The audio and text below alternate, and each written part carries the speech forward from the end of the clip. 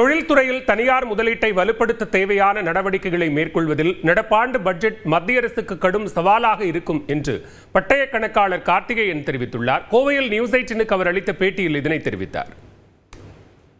தனியார் முதலீடு அதிக அளவு நடந்துட்டு இருக்கிறது இல்லை. இப்போ பார்த்தீங்கன்னா நம்மளுடைய ஷை இன்வெஸ்ட்மெண்ட் அப்படின்னு சொல்லுவாங்க.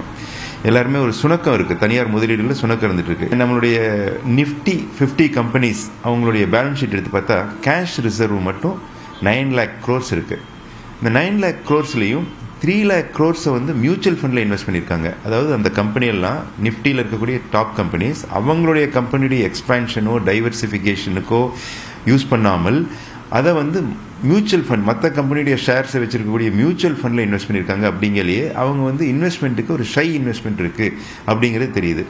இதை நிவர்த்தி பண்ணுறதுக்கு அரசாங்கம் சில அவங்களுக்கு நம்பிக்கையூட்டும் விதமாக டாக்ஸ் ஸ்ட்ரக்சரோ டாக்ஸ் லாஸோ அல்லது protection of tax other laws ஃபேவரபுளாக இருக்க மாதிரி பண்ணால்தான் அவங்க தைரியமாக இன்வெஸ்ட் பண்ணுறதுக்கு ஒரு வாய்ப்பாக இருந்துட்டு இருக்கும். ஜிஎஸ்டி கலெக்ஷன் பார்த்தீங்கன்னா மாதம் கிட்டத்தட்ட ஆவரேஜாக 1.75 lakh crores ஜிஎஸ்டி கலெக்ஷன் இருந்துட்டு இருக்கு.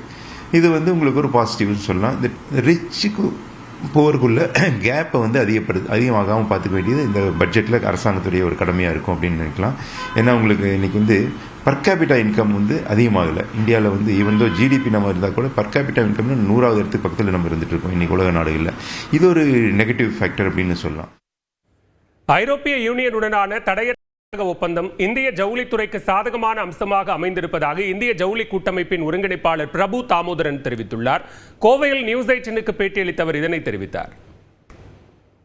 யூரோப்பியன் யூனியன்ல நமக்கும் நம் போட்டி நாடுகளுக்கும் ஒரு மிகப்பெரிய வித்தியாசம் இருந்தது. ஏன்னா நீங்க $3 $2 இந்த மாதிரி ப்ராடக்ட்ஸ் எல்லாம் நம்ம க்ளோத்திங்ல நம்ம விற்பனை செய்யும் பொழுது 10-12% வரி விகிதம் அதிகமாக நமக்கு இருக்கும் பொழுது போட்டி நாடுகளை விட நம்ம போட்டித்திறன் பாதிக்கப்படும். நம்முடைய போட்டி நாடான பங்களாதேஷோ வியட்நாம் கூட நமக்கு வரும் பொழுது உறுதியாக நம்மால் நம்ம மார்க்கெட் ஷேரை இன்க்ரீஸ் பண்ண முடியும். யூரோப்பியன் யூனியன் இல்லாமல் மற்ற நாடுகளில் ஆயத்த ஆடுகளில் அவர்கள் எவ்வளவு இறக்குமதி செய்யறாங்கன்னு பாத்தீங்கன்னா $95 பில்லியன் மேல ஒரு வருடத்திற்கு இறக்குமதி செய்கிறார்கள். ஆகவே அமெரிக்க சந்தையை ஒப்பீட்டளவில் பார்த்தாலும் இதுவும் ஒரு மிகப்பெரிய அமெரிக்காவை போலவே ஒரு மிகப்பெரிய சந்தை. வரும் மத்திய பட்ஜெட்டில் வரி குறைப்பு என்பது பெருமளவு இருக்காது என்றே கருதுவதாக தேசிய பங்குச்சந்தையின் முதன்மை வணிக வளர்ச்சி அதிகாரி ஸ்ரீராம் கிருஷ்ணன் தெரிவித்துள்ளார். அவருடன் செய்தியாளர் குருசாமி நடத்திய கலந்துரையாடலை பார்க்கலாம். ஸோ இந்த யூனியன் பட்ஜெட்டை பொறுத்த வரைக்கும் நம்ம எக்ஸ்பெக்ட் பண்ணலாம் அப்படின்னு பார்க்க போனாக்க I think widespread expectation massive amount of tax கம்மி ஆகும் அப்படின்ற மாதிரி இல்லை. இங்கே கொஞ்சம் இன்சென்டிவ்ஸ் கிடைக்கும். அண்ட் ஜியோ பாலிட்டிக்ஸை கருதி கவர்மெண்ட் கொஞ்சம் சில இண்டஸ்ட்ரீஸ்க்கு கொஞ்சம் ரிலீஃப் கொடுத்தாகணும்.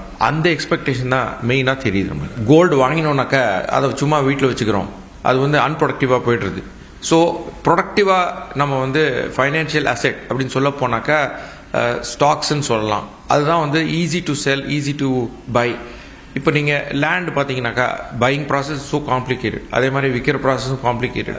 இந்தியாவோட ஜிடிபியில் ஆல்மோஸ்ட் 9-10% கான்ட்ரிபியூஷன் தமிழ்நாட்டிலேருந்து வருது. ஸோ ஜிடிபி ஆஃப் இந்தியா இப்போ $4.2 trillion டாலர்ஸ். ஓகே, அதில் 9-10% கம்ஸ் ஃப்ரம் தமிழ்நாடு. அதே மாதிரி சேம் லாஜிக்கில் பார்த்தீங்கன்னா 9-10% of total number of investors அதுவும் தமிழ்நாட்டிலேருந்து வரணும். ஆனால் அது வரல. ஏன்னா total investors from Tamil Nadu 70 lakhs only, which is little lower. Municipal bonds அப்படின்னு ஒரு இன்ஸ்ட்ருமெண்ட் இருக்கு. அந்த முனிசிபல் பாண்ட்ஸில் பார்த்தீங்கன்னாக்கா municipal corporations have started raising money by issuing municipal bonds. இதில் தமிழ்நாடு 3வது இஷ்யூ நம்ம பார்த்தாச்சு. 3வது municipal corporation. First Chennai issue பண்ணாங்க, அப்புறம் திருப்பூர், கோயம்புத்தூர், மூணு சிட்டி வந்தாச்சு முனிசிபல் பாண்ட் இஷ்யூன்ஸோட. மற்ற பார்ட்ஸ் ஆஃப் த கண்ட்ரியில் பார்த்தீங்கன்னா இது அக்ரெசிவாக போயிட்டு இருக்கு.